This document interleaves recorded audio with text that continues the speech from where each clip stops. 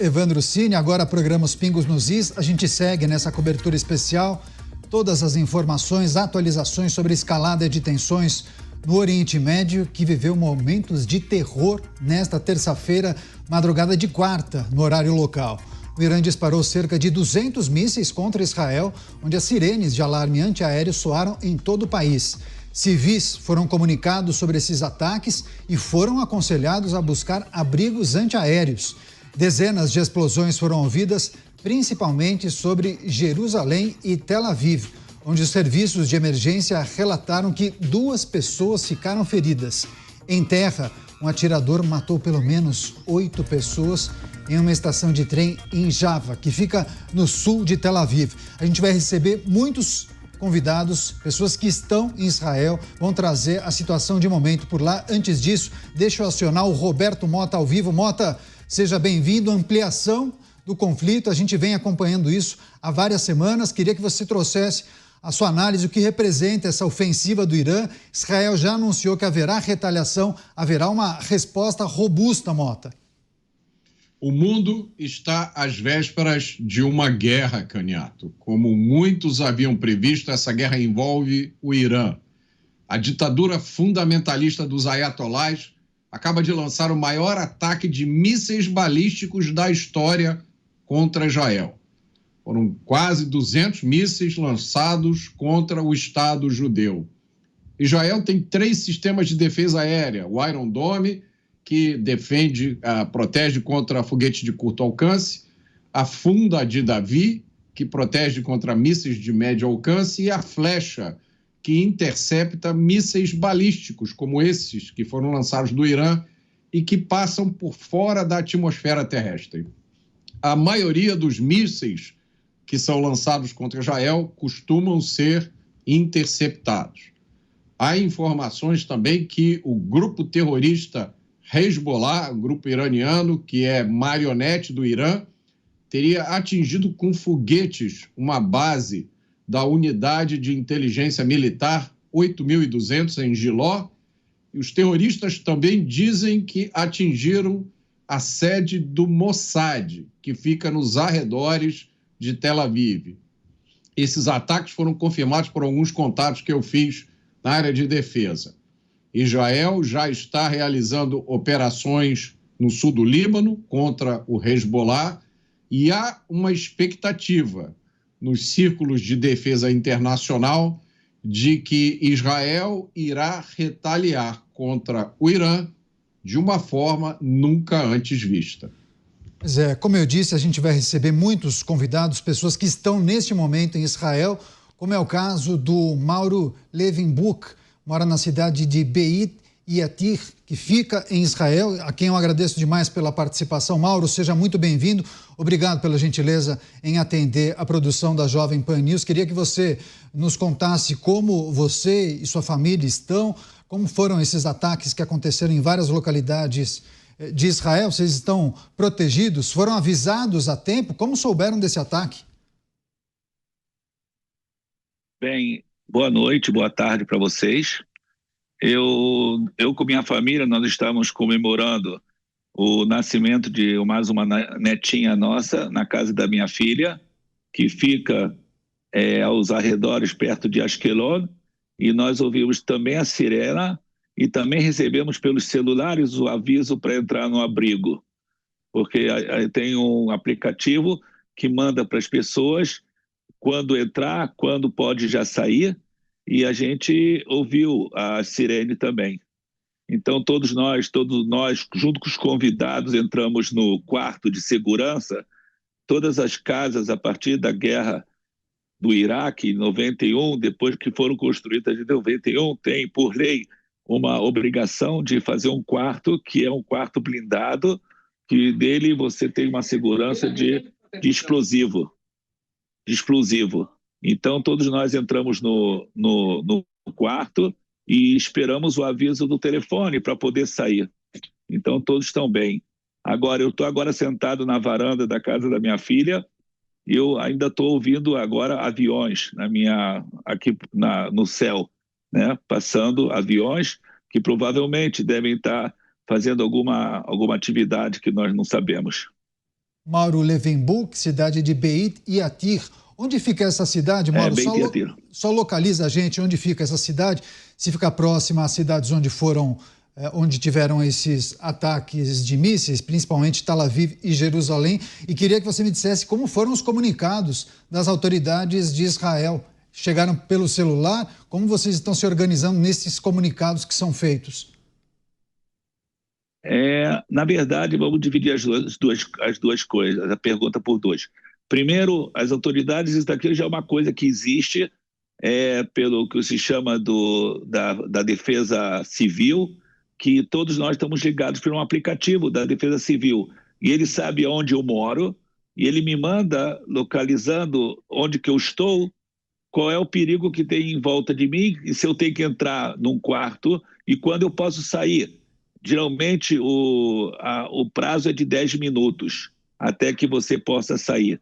Por quê? Por causa que, como vocês explicaram aí, a interceptação dos mísseis, mais ainda que a gente está vendo esses mísseis maiores, que são interceptados principalmente pela seta, vocês chamaram de seta, né, que é Hetz em hebraico, que é um sistema que tem o número 1 e tem o número 3.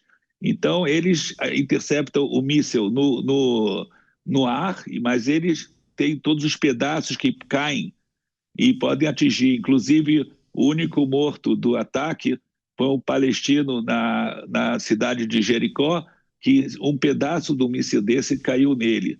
E é um palestino, pela ironia, é um palestino que estava morando em Jericó, mas ele é oriundo da cidade de Jebalia.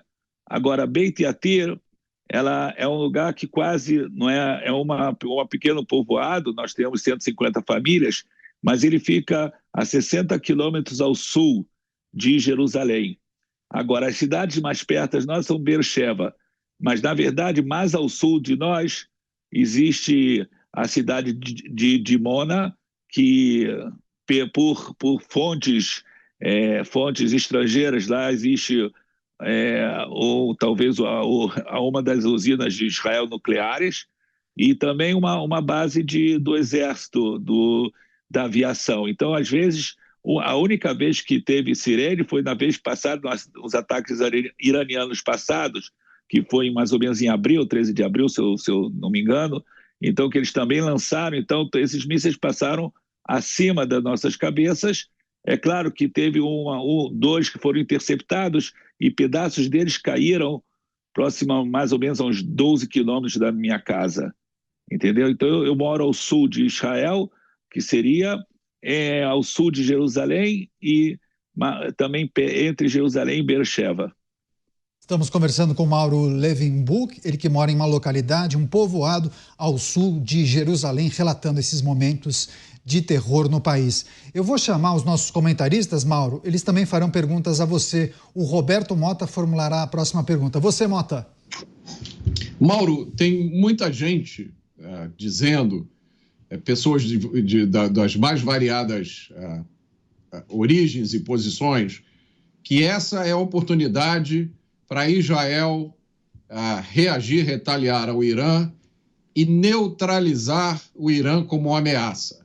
O primeiro-ministro Netanyahu ontem fez um discurso, ontem ou hoje, se dirigindo, acho que foi ontem, ao povo iraniano. Ontem. E dizendo que vocês vão ser livres, né? Isso não vai demorar muito. Como é que você vê essa situação? O discurso do Netanyahu foi ontem, em inglês, que ele chamou tanto o povo iraniano também como o povo libanês para que se livrasse das garras do Hezbollah e das garras desse sistema totalitário do Irã. Eu estou também em vários grupos de WhatsApp, todos estão escrevendo que dessa vez nós esperamos que Israel realmente aproveite essa oportunidade para atingir o Irã de forma bem que doa bastante. E eu vou explicar por quê. Porque, olha só, o Hezbollah, que ele estava durante um ano, sem nenhuma razão, porque ele não era lado dessa história, que ele tomou as dores do Hamas, durante um ano estava atacando o norte de Israel, e às vezes também com foguetes, e eles tinham armamentos, e 150 mil foguetes, e eles estavam ameaçando todo o tempo, e no final, durante uma semana de vários ataques que ainda, como eu falei da vez passada, ainda vão ser estudados no futuro, conseguiu desmantelar. Ontem à noite já, teve a entrada terrestre de forças de Israel no Líbano. Inclusive, existem filmes que eles chegam agora em túneis, em casas do Hezbollah no sul do Líbano vazias, quer dizer, abandonadas, cheio de armamentos, bombas, fusíveis, armamento antitanques. Quer dizer, o Hezbollah está se desmantelando, fugindo. E esse é o desespero do Irã, porque o Hezbollah era a garota dos olhos do Irã, né? Que eles investiram muito, muito no Irã, no Hezbollah, e agora nós esperamos que na verdade, Israel faça alguma coisa bem significativa no Irã. Agora nós esperamos, vamos ver, porque o Irã tem muito a perder, e eu acho que também é uma oportunidade de também desmantelar o projeto nuclear deles.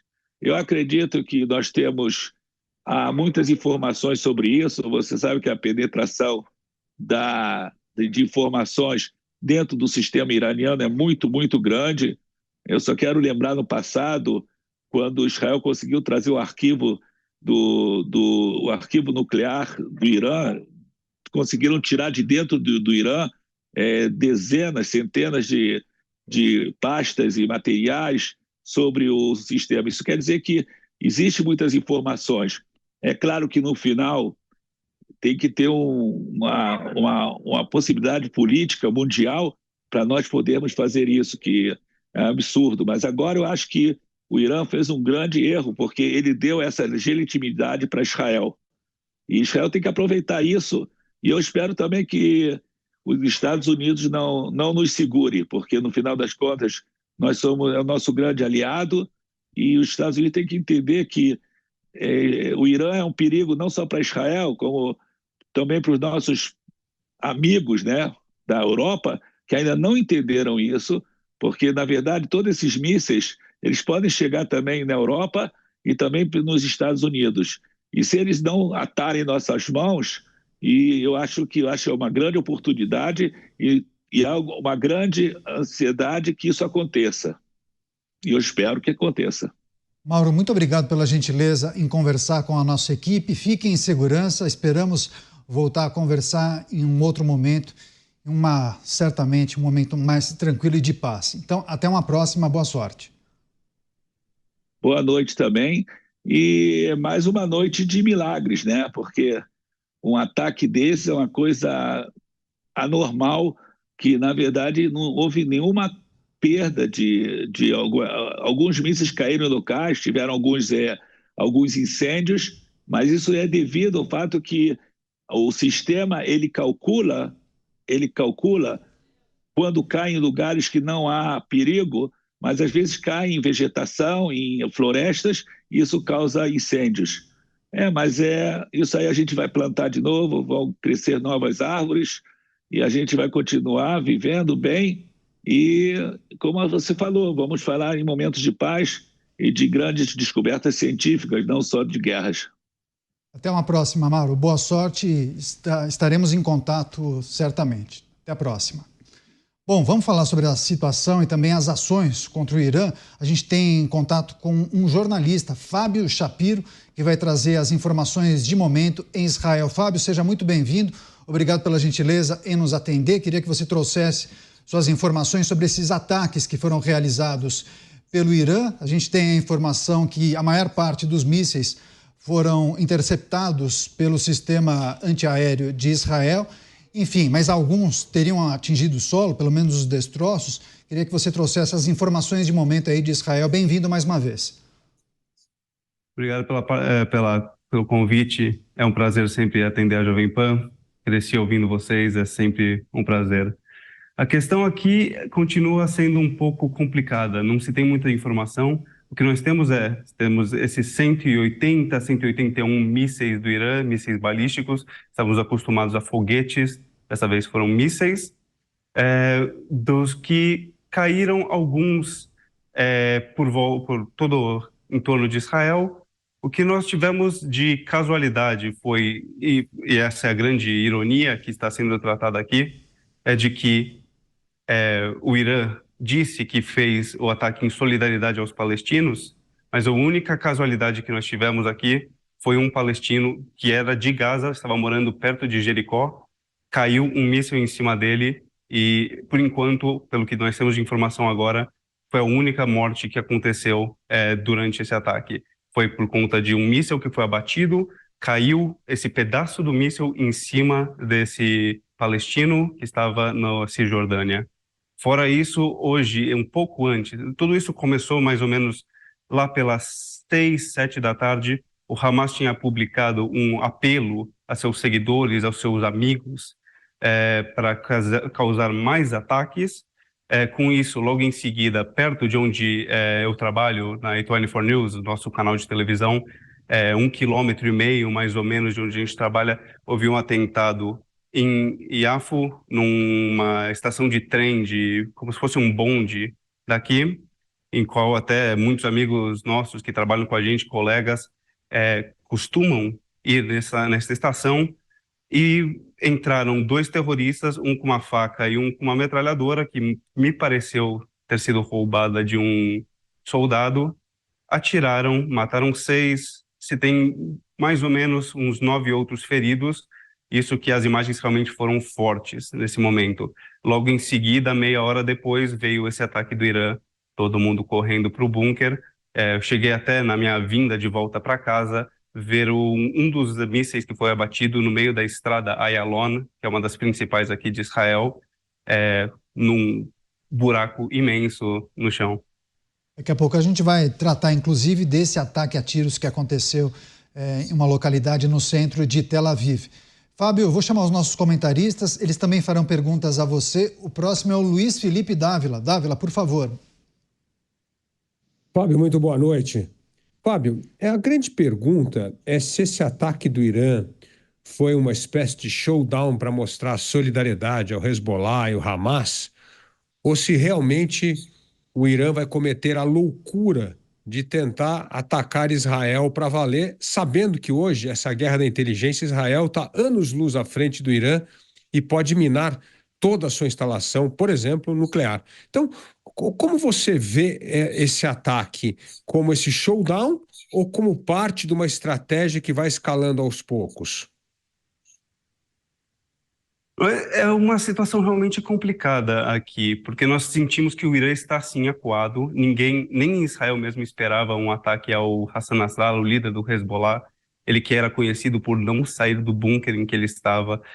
Poucas pessoas sabiam exatamente onde ficava e a inteligência conseguiu chegar até esse ponto.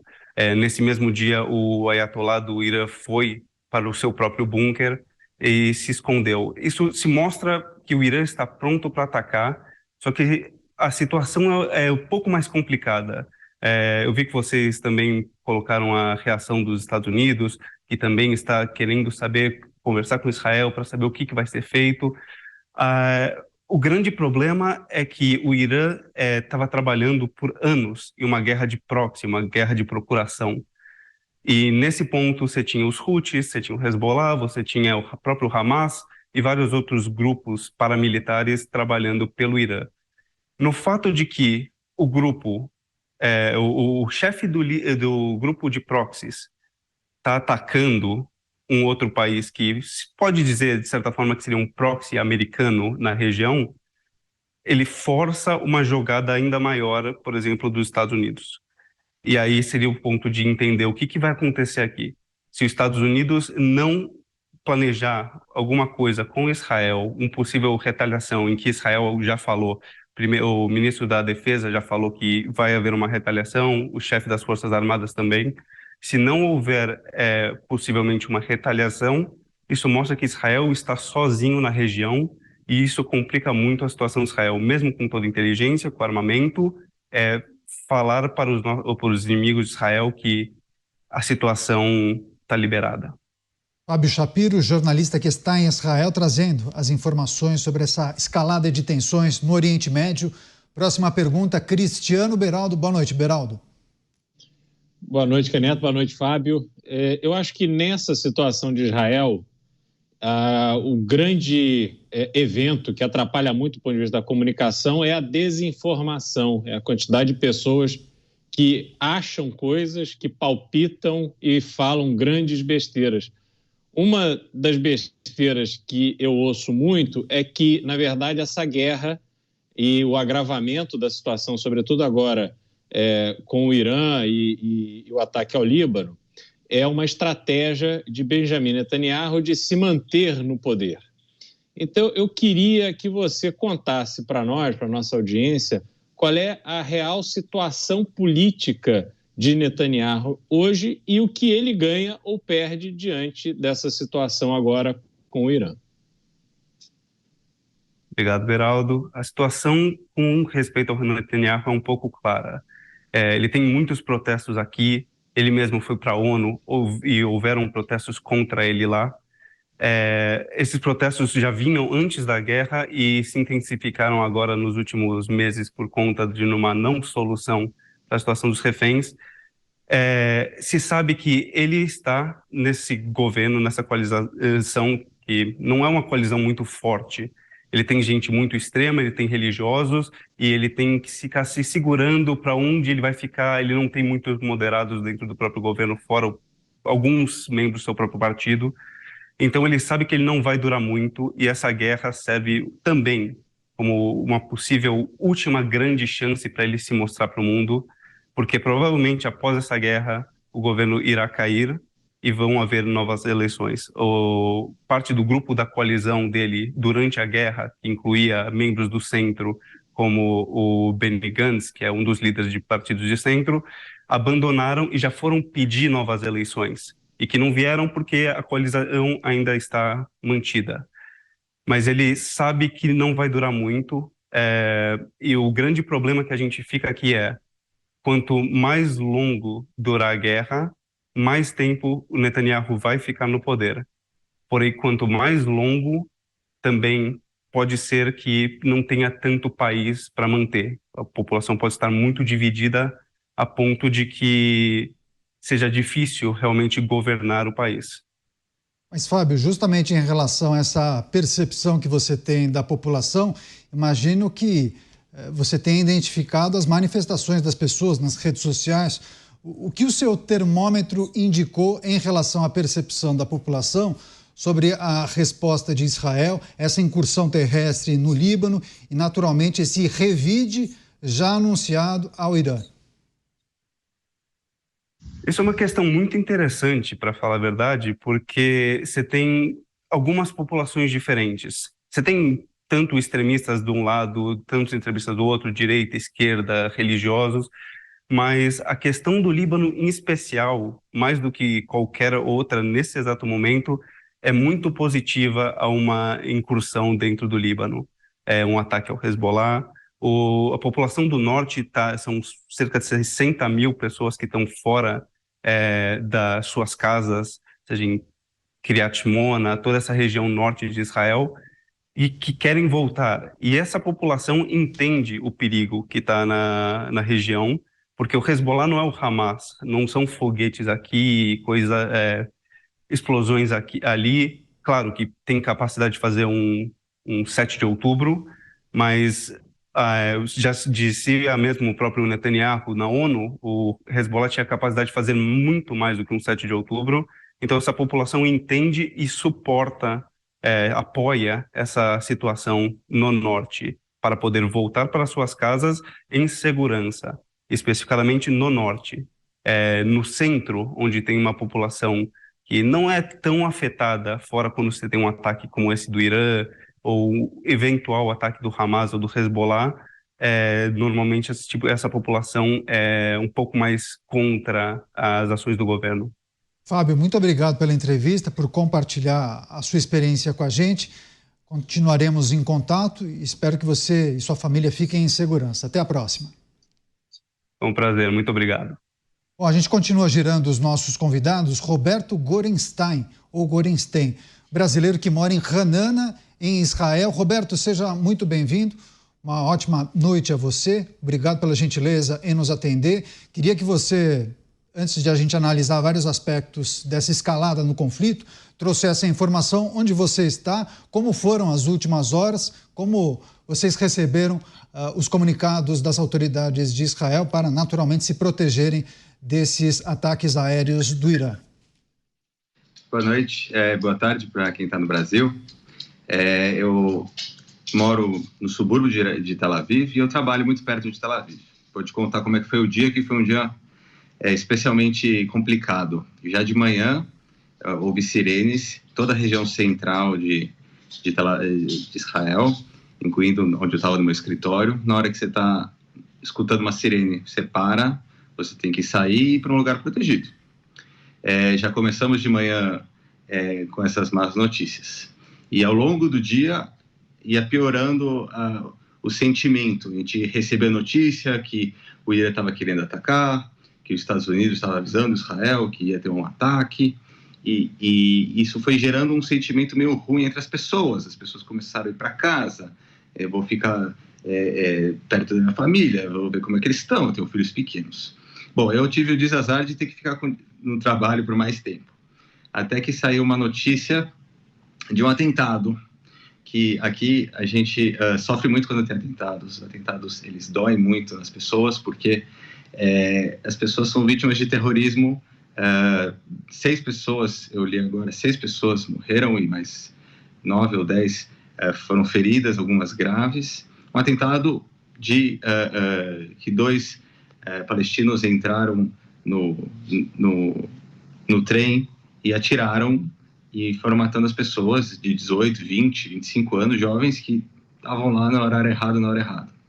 Passou alguns minutos e começou a ter notícias nos aplicativos que podia ter um ataque, e estavam mandando ficar perto de um abrigo. Significa que você está na rua, você recebe uma mensagem e fala assim: é melhor você ficar perto de um abrigo, que pode vir coisa ruim. E veio. Então quem estava na rua teve que parar, ficar perto. Eu estava no escritório, eu fui para o abrigo.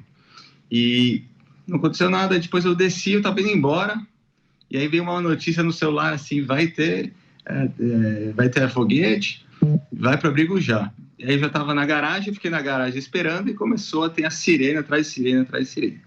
As sirenes, elas apitam os celulares das pessoas, e a sirene, em qualquer lugar da rua, você escuta, porque é um sistema que é feito para alertar o cidadão que tem um perigo caindo do céu. Logo eu fiquei esperando na garagem uns 40 minutos, e eu estava muito perto de Tel Aviv, estava tendo muito barulho de bombas. Eu não estava vendo, porque a recomendação é: você fique num lugar protegido, não fique olhando e gravando. Mas as bombas, depois eu fui descobrir que foram muito perto do edifício do meu escritório. Sim. E eu realmente estava escutando bombas altíssimas. E o clima estava tenso, estava no celular vendo as notícias e todos esses foguetes. E passou um tempo, acalmou, aí mandaram uma mensagem para os aplicativos dizendo que já pode sair de um abrigo, porque o perigo já tinha acabado. Daí eu voltei para casa. Então foi um dia um pouco ruim, um pouco dia marcante, sucessivos eventos de terroristas que impactam toda a população de Israel. E população, estou contando judeus, árabes, cristãos, drusos, visitantes, empregados de outros países, todo mundo afetado pelo terrorismo. Logo, foi um dia ruim. Roberto Gorenstein, brasileiro que mora em Israel, contando como foram as últimas horas no país. Os nossos comentaristas também farão perguntas, viu, Roberto? Roberto Mota, você, Mota. Roberto, o Hezbollah noticiou que teria atingido com mísseis a sede do Mossad, que fica num subúrbio de Tel Aviv, em algum lugar em Tel Aviv. Você teve alguma notícia sobre isso? Roberto, obrigado pela pergunta. Eu escutei por fontes a mesma coisa, mas eu procurei em fontes oficiais e não vi nada.